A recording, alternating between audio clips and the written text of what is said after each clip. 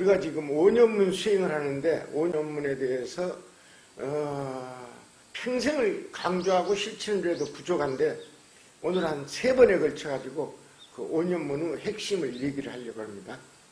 이 인도에 대승불교에서 대승불교, 소승불교 다 통합을 해가지고 가장 유명한 3분의 조사가 있어요. 근데 시대적으로 말하면은 첫 번째가 마명, 기실론을 지은 마명이에요. 두 번째는 용수입니다. 용수인데 용수는 이제 이 중간론자예요. 중간이 뭐냐면은 공사상을 설하는 그 사상을 보고 중간론이라 그래요.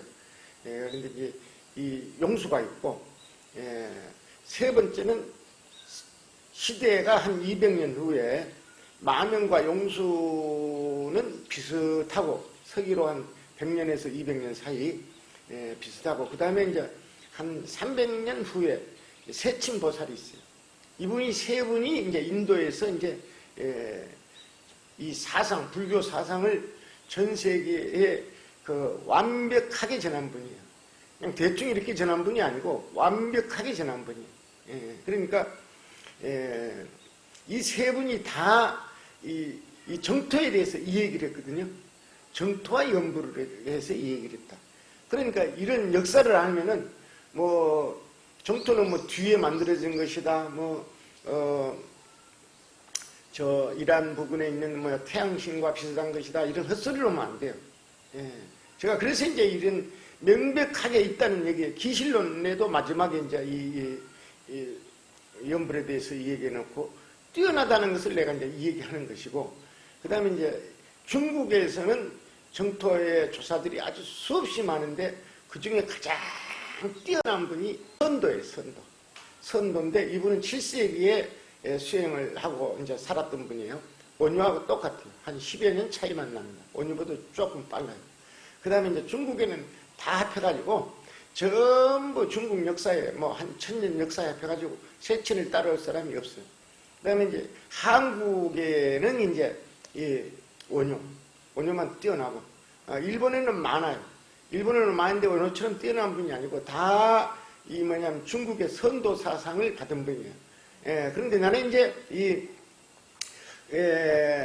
이 공부를 하면서 마명, 용수, 세친, 그 다음에 선도, 그 다음에 원효, 그 다음에 이제 하나, 규봉 종밀 원인론, 그 다음에 이제 원칙의 여러 가지 논서들, 요것만 봐. 이것만 보는 거예요. 이것만 보는데 이 보살들은, 조사들은 이 지혜주스로 말을 하면 어떤 정도냐면 한 800 정도 되는 분들이에요. 이게 다 초지보살 이상이니까 다 보살이라고 부르는 거예요. 그러니까 이게 이제 통하질 않지. 이 세상이 통하질 않아요. 그래도 이제 그 중에서 가장 이 대승과 소승을 합해서 소승 논서, 전설이에요. 전설 500부를 썼다. 대승의 경론을 해설하는 걸 500부를 썼다. 그래가지고 천부논사라고 부르는 분이 세친인데, 이분은 대승과 소승을 어떻게 다 통합해가지고 우리가 신행을 해야 되겠는가 이 고민을 하시는 분이에요. 그 중에 이제 가장 뛰어난 저술이 이 왕생론이라. 왕생론인데 왕생론의 이 핵심이 오년문이라. 오년문. 그래서 이제 오년문을 가르치는 건데, 이거는 내가 출가해가지고 한 5년 있다가 쏙 참선 뭐 하고 또 교학 공부하고 하면서 5년 정도 있다가 딱 내 책이 첫 번째 나온 책이 내가 출가해가지고 5년 정도 해서 이 책을 낸 책이니까 5년 정도 돼서 그 5년문에 대해서 내가 놀란 사람이야. 5년 내 30대 초에. 그러니까 하여튼 약간 자랑이 들었지. 이게 이 정토에서 정토에 대해서 가장 먼저 이 법이 진실이라고 깨우치는 나이, 이것도 아주 중요해요. 저 사람은 종자를 내가 검토를 하게 해서 종자. 나는 누구이고 저분은 누군가. 이랬을 때 세계 역사에 전부 40세가 넘으세요.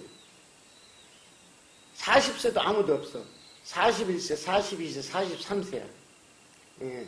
그러니까 일본의 신난, 선도 이 정도. 원효는 약간 더 늦을 수도 있어. 더 늦을 수도. 이 저수를 완전히 낸 건 우리가 역사를 모르니까. 나는 언제 이 정토에 대해서 깨달았다. 이것이 원효 저술에 안 나오거든? 안 나오지. 안 나오는데 신나는 일본 불교를 일으킨, 정토 불교를 일으킨 신나는 나는 42세에 깨달았다고 나와. 선도는 나도 42세에 깨달았다고 나와. 지금 나이로 말하면 지금 나와. 나 이때 비로소 그 뭐냐면 아미타불의 광명을 봤다고 나와. 그러니까 선종의 깨달음에 비하면 늦어요, 빨라요? 늦지. 선종은 뭐 22살에 깨달았다고 해서 그러니까 이거 비교해 봐. 뭐냐면 이분들은 여러 가지 논리나 수행력이나 실천을 봐가지고 훨씬 선종의 조사들보다 뛰어난데 늦지. 이게 완전한 깨달음이라고 보는 거지. 그전에는 다 공에 대해서만 깨달은 것이고, 공에 대해서만 깨달은 것이고, 뭐냐면은 이 정토 조사들은 깨달았을 때 밖에 어떤 현상이 일어나는가를 명확히 보여버린 말이야. 알았죠? 중요하죠? 예. 다 광명 그러는데 이 광명이라는 것은 무엇을 말하는가를, 무엇을 말로 하는가, 그것은 어떻게 보이는 세계인가를 다 보여버린 사람들이야. 그러니까 나는 거기에 믿는 거야. 거기에. 그 다음에 이제 그래서 이제 왕생론이 중요한데, 왕생론은 어느 때 지었냐 그러면은, 세친의 생애가 오래 살았어요. 최소한 80세를 살았어요.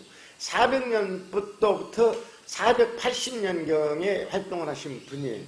그리고 이 왕생론은 아주 늦게 썼어요.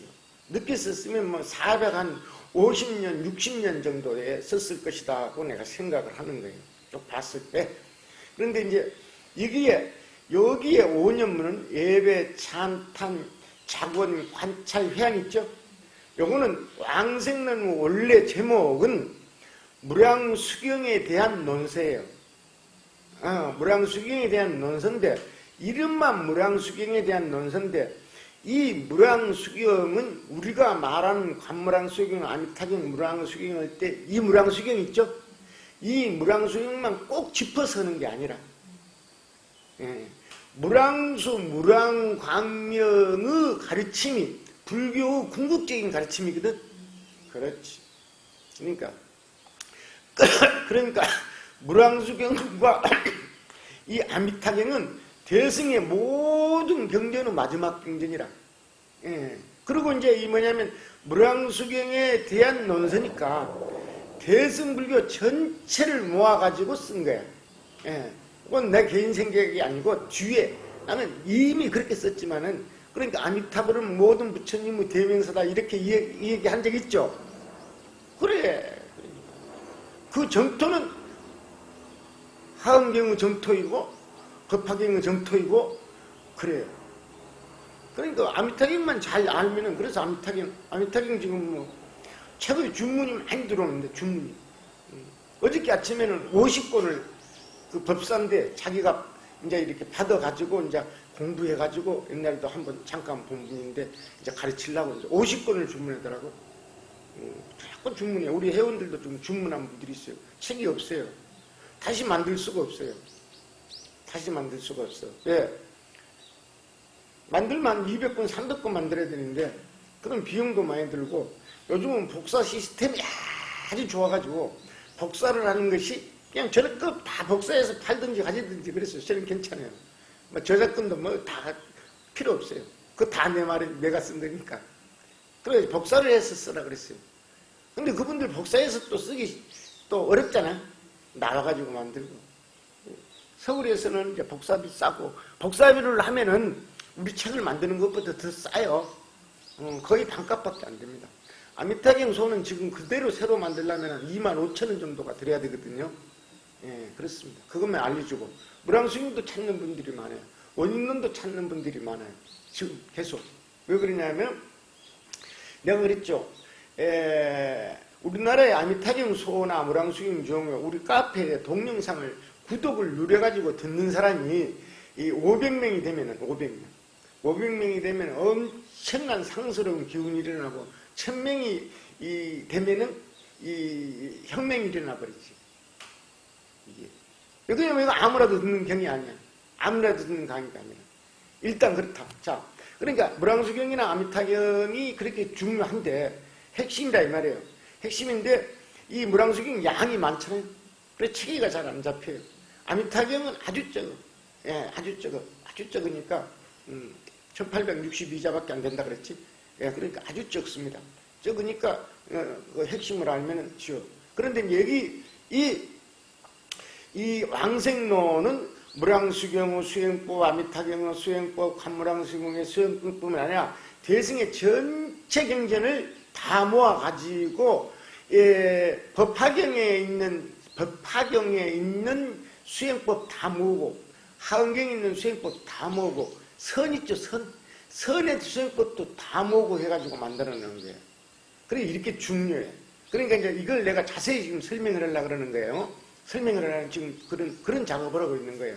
그냥 뭐 석 달 안에 거의 다 돼요. 30년 정도 내가 해왔으니까 이게 좀 더 쉽게 해야 되겠다. 그래서 이제 그 모든 경전에 예배가 있다는 거예요. 예배. 그 예배에 대해서 설명을 하는 것이고, 그래 이제 왜 아미타불께 기여라 그러냐 그러면 아미타불이 모든 부처님의 대명사라. 예.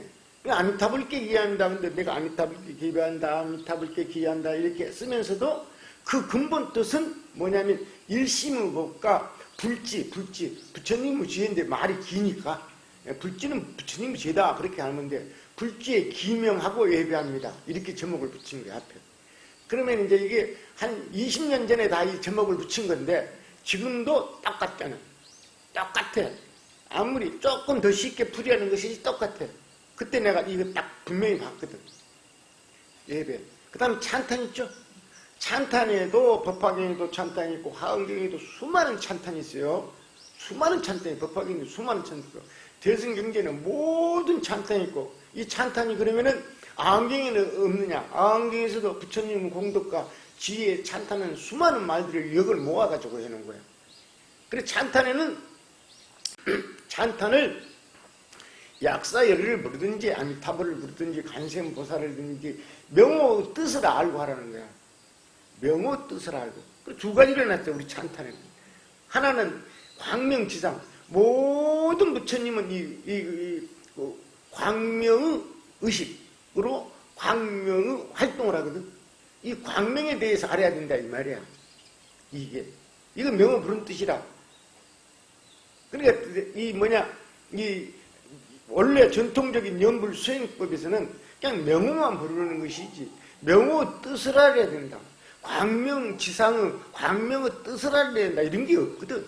그러니까 이 명호 뜻을 알아야 된다는 것이고, 광명의 뜻을 알아야 된다는 것이라, 이것을 썼으니까 대승불교의 모든 수행법을, 모아가지고 설명해 놓은 것이다. 이 말이야. 그러니까 이제, 이 중생 있지? 중생은